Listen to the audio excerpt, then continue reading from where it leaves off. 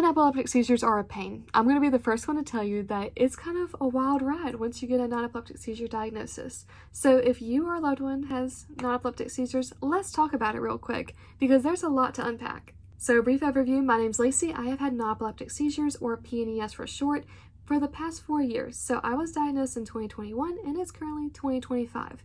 So I have 4 years of experience with these non-epileptic seizures, and I just kind of want to tell y'all a bit about my experience, but also tell you some mindset shifts that really helped me just kind of cope with my non-epileptic seizures and also handle them better. So about my journey. So back in 2021, I just felt like I was having seizures that whole year and the year previous. So really it started in like 2021. I felt so off. I'm telling y'all, I was in my senior year of high school. I would be in class and like the teacher would like turn off the lights and we would be trying to write down notes. I was like falling asleep or losing track of time. It was very peculiar. It was not like me at all. I would wake up and then my notebook would have scribbles all over it. What the heck is that? There was no words. It was not coherent, guys. Like I would look at my notes. I'm like, what just happened for the past 30 minutes? It's like I just glitched. And I brought this up to my neurologist.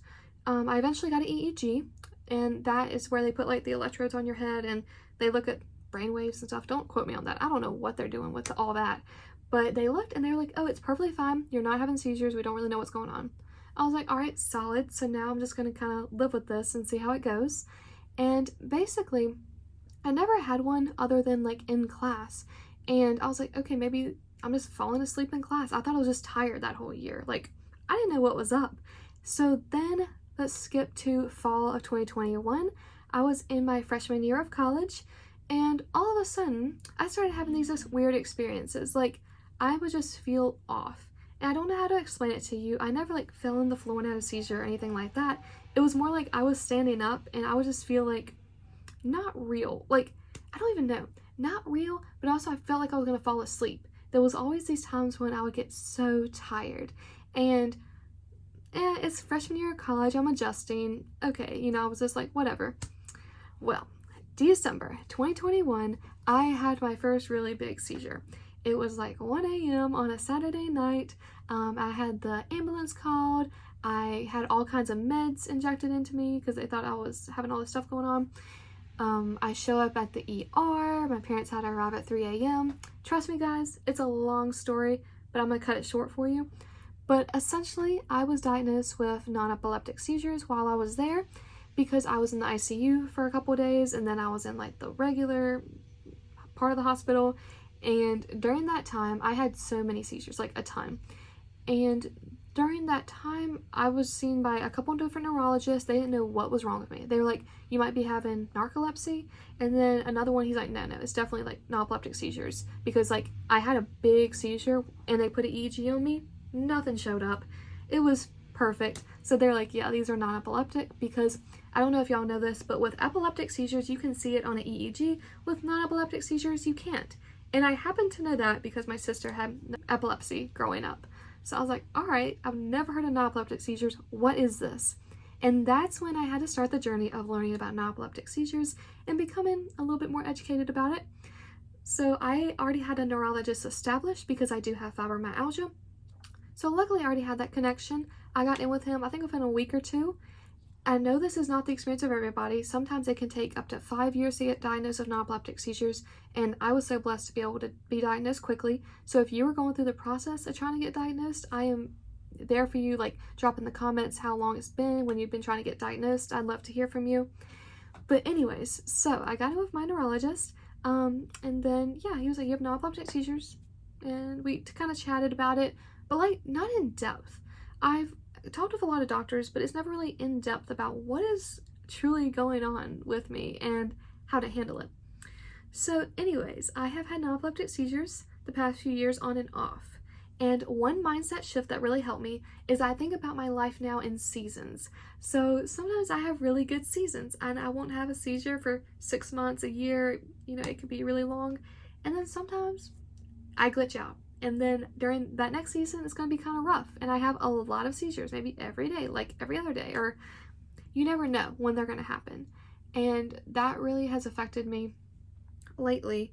So I just kind of wanted to put it out there that people have non-epileptic seizures. I have not seen a lot of people that are like young adults talk about non-epileptic seizures, except on TikTok, like not on YouTube. So I just kind of wanted to yap with y'all and tell you that like there are people like you out there that are experiencing the same weird things, and they're taking years to get diagnosed. Like, this is a process. But once you have a diagnosis, at least you have that clarity that like, yeah, something's wrong. And I'm not gonna lie to y'all, when I got that non-epileptic seizure diagnosis, I was crying because I knew something was wrong with my body for like a year and a half, 2 years. And only you know your body, so you need to advocate for yourself. You need to speak up. If one neurologist said something's, perfect, and you still feel like something's wrong, seek a second opinion. It is never a bad time to seek a second opinion, because I've been diagnosed with multiple chronic disorders throughout my life, and most of them happened the second, third, fourth doctor I saw, never the first doctor. So always seek second opinions. But that one mindset shift with think about my life in seasons has really helped me kind of cope with everything going on.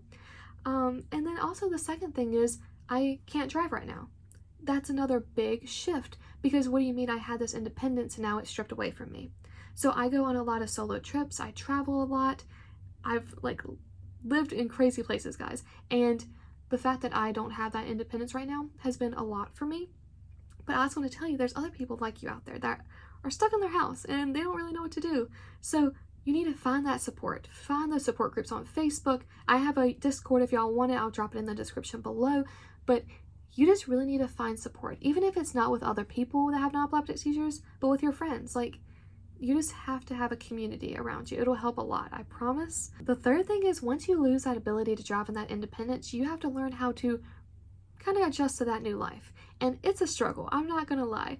I'm trying to adjust right now, trying to find remote work after college, trying to find a new place to live, because at my house, I mean, we are so out in the country, there is nothing to do, guys. I can't walk anywhere. I like can't go to a job. I don't have people that can drop me off. Like, it's a whole thing. So I just want to let you know that adjusting to a new life can be scary. It can be a lot, but you can do it. You have the ability to adjust. It might be a struggle, but in the end, everything is going to work out. Because I'm speaking to myself right now because I'm freaking out about how life is going to turn out for me. Also, the thing is, everybody's seizures varies. So you cannot look at somebody and be like, oh, they have seizures every single day, I'm going to be like that. No, that's not how it works. I have like sporadic seizures, I guess, seasons of my life. Some people have seizures every day. Some of my friends have seizures when they're really stressed out. I know my seizures trigger when I am sick. So I got like the flu, pneumonia, strep one time. Every single time I had a seizure. Like, it's my body reacting, I guess. I just have a seizure.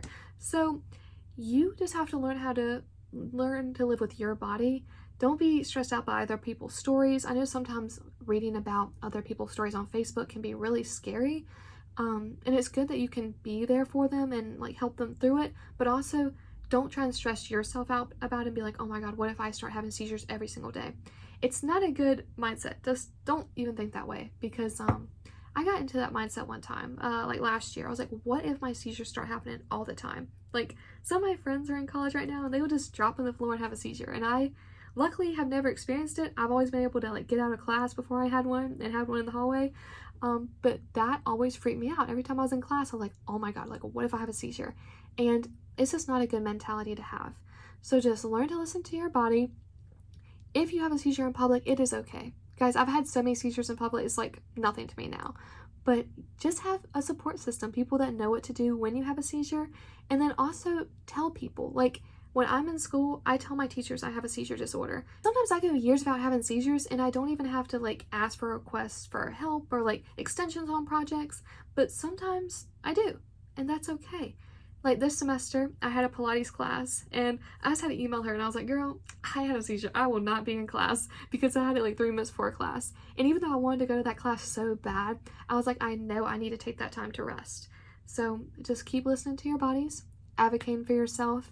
And if y'all have any questions about non-epileptic seizures or PNES, please drop it in the comments below. I would love to answer any questions you have, because I'm going to be real, this topic is not talked about enough.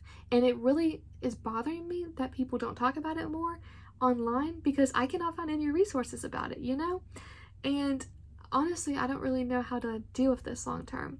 So if you have any recommendations for me, also, please drop it down in the comments. But anyways, love y'all, and I wish you the best.